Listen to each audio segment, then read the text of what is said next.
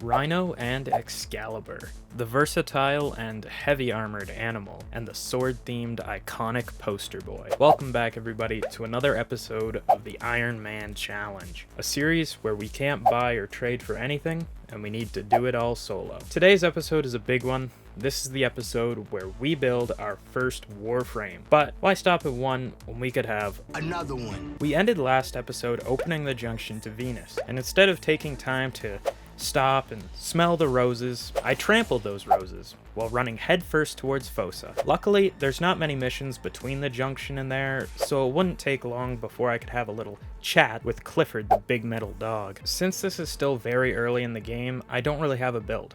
Pretty much just using whatever half-decent mods I got, plus I'm still using the starter weapons. But with this starter build, I would launch into the mission to vanquish my foe. It's been a long time since I last even saw the Jackal, so I hadn't really remembered his moveset. The only thing I did remember was to go Karate Kid on him and break his legs. But once he summoned the walls, I was a deer in the headlights, trying frantically to aim glide over them for however long the move lasted. Luckily, my quick wit worked well enough to take him down and earn my first blueprint for Rhino, his chassis. Luckily, Warframe is much like riding a bike, and my ancient wisdom from the old days came flooding back, and I realized you can just walk in a circle with the walls. But with this regained knowledge, the fight became trivial. I just needed to repeat the pattern, break his legs, walk in a circle, grappling hook barrage, and then rinse and repeat. Not quite as iconic as the Konami code. I got out of my second run with another new blueprint. DE was smiling upon me today. Unfortunately, not enough to let me get this over with in 3 runs, as I got my first duplicate. But as they always say, 4 is better than 5. Except when it isn't, like with money. I was honestly a bit bummed with not getting the perfect 3 for 3, but hey, at least I didn't get like 4 systems blueprints. That would be crazy. With all Rhino's blueprints now collected, we could move on. I unfortunately couldn't craft Rhino yet, as his parts required some components that weren't available on either of the 2 planets I had been to. But this wasn't a big deal, as Mars, the planet where you can go to farm for Excalibur, also had gallium on it. So all that was left to do now was to set our sights on Mars and kill the... There's another quest. Damn it. So much for that whole, as a player from here on out, you're really left to your own devices stuff I said in the last video. So it's the Once Awake quest, and all it really is an introduction to the infested enemy faction. It's probably also a required quest, because otherwise I never would have touched Mercury. You play a spy mission, an extermination mission, and then finally a defense mission to blow up a Corpus ship that was overrun by infested. The quest does teach a bit about status, and you get a flaming sword like that guy in Game of Thrones, so it isn't all bad, but I was glad to move on. Now that the side story was concluded, we may now return to our regularly scheduled program and go to Mars. But like every other planet, before reaching Mars, we had another Spectre to take care of. The Mars Junction puts you up against my favorite Warframe, and while it did pain me to cut him down, it was the price I had to pay. So I took a slightly different approach for Mars compared to Venus. I really thought finding all the gallium we needed would be the hard part of this episode. So rather than running through missions like a rat from a broom, I took my time and enjoyed the scenery. I mean, if the scenery means every little dark corner in the map where I thought gallium might be hiding. But I was still on the path to war, where Lieutenant Lech Krill was waiting.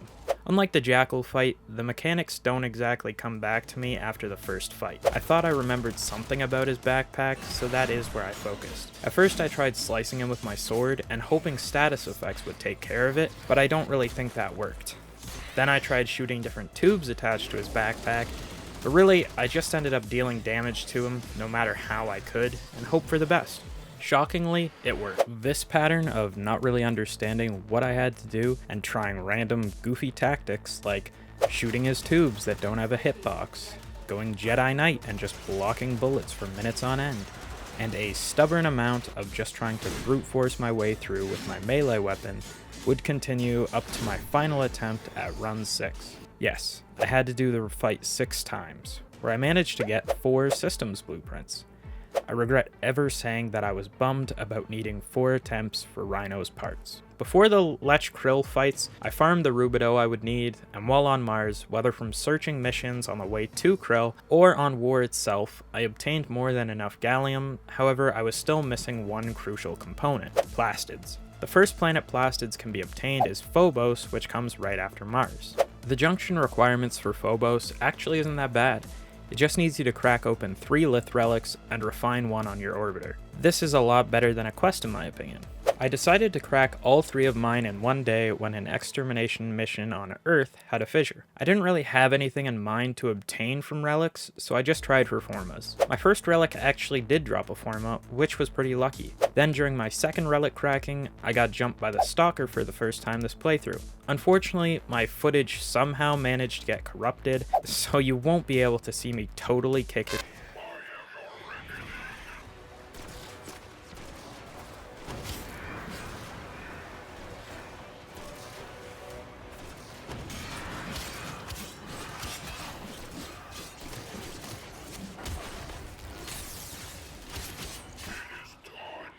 Damn it, you weren't supposed to see that. Anyways, we evacuated and got the Bronco Prime receiver.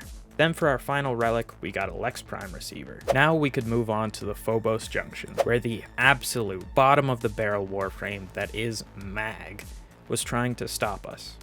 Kinda fitting that in one video, we get to go against my favorite Warframe, Loki, and my least favorite Warframe, Mag. I enjoyed every tick of damage I did to Mag. It was like I was ridding the world of evil itself. After taking a few celebratory dips, I opened the junction to Phobos where I could finally get to finish Rhino. Now, I, for some reason, don't ever remember struggling to get a few hundred Plastids, but to get the roughly 600 Plastids I needed ended up taking over 2 hours. I don't know if I just had bad luck or Plastids are normally this frustrating, but it was hell. I originally tried farming just as I cleared missions on Phobos, but this didn't work out that well. Then I tried obtaining them from a survival mission, but after about 15 minutes, I only had like 69 Plastids. The plan that seemed to work best for me was actually an extermination mission called Roach. I could kill all the enemies and check around the map for as long as I wanted. Sometimes I would only get like 20, but other times, if I were lucky, I could get over 200. My best run by far though was actually once I hit the point where I only needed like 40 more Plastids to finish the part. I ended up leaving the mission with 296, just my luck. It wasn't all for nothing though. Throughout my travels trying to obtain the Rubido, the Gallium, and the Plastids, I managed to find 4 frame fighters, complete the Earth Cephalon scans, complete the Mars Cephalon scans, obtain a bunch of Iatan stars, as well as a bunch of other resources I'm sure that will come in handy later. But finally, I could craft my first new Warframe. Unfortunately, it takes over 3 days total to craft, so I won't be able to do any gameplay with him in this episode. And don't think I forgot about Excalibur. I have all of his parts crafted, I just need an Orokin cell to craft the actual frame.